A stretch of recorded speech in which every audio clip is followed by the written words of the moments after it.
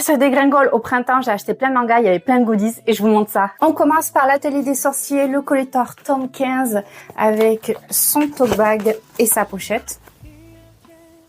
Je me suis pris l'édition Grimoire tome 5. Pourquoi? Parce qu'elles sont vraiment trop belles et que si je dois garder une collection, eh ben, ça sera celle-ci. Et il y avait l'événement, il y a pas si longtemps, de l'Atelier des Sorciers avec des libraires.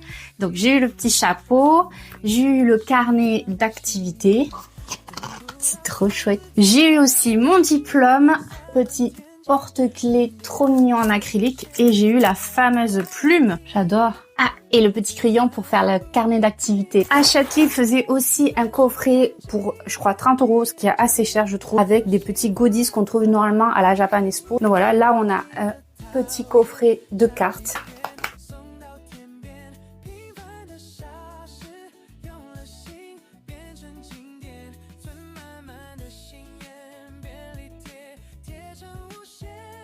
Et le derrière, il est comme ça. Dans le coffret aussi, il y avait plein de petits patchs stickers holographiques.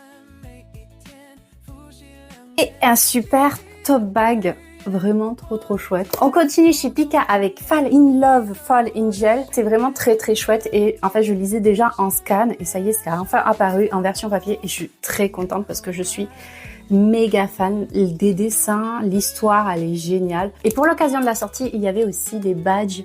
Je suis tellement fan que j'avais commandé un magazine japonais pour avoir une carte aléatoire et j'étais tombée dessus. Lisez-le, il est chouette. Toujours chez Pika, You Rock Me, c'est l'histoire de deux étudiants à l'université en art, un qui est plutôt peinture et l'autre plutôt graphisme. Et le gars a un groupe de rock et il est un peu mystérieux, pas dans le sens red flag, même si des fois c'est limite.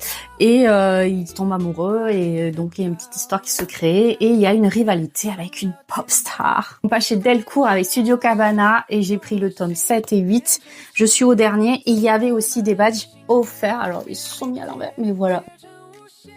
Bon, l'histoire devient un peu moins toxique, on respire un peu et je vous le recommande, c'est aussi l'histoire d'un jeune avec un groupe de musique, voilà, il se passe des trucs, c'est mignon, c'est tout doux, c'est chill, ça se prend pas la tête, un peu. On passe chez Édition Akata avec Not Just a Pretty Face, voilà, on avance dans l'histoire qui enfin évolue et yeah, ça c'est trop cool et donc pour l'occasion ils avaient sorti aussi des cartes, donc là il a une héroïne trop mignon.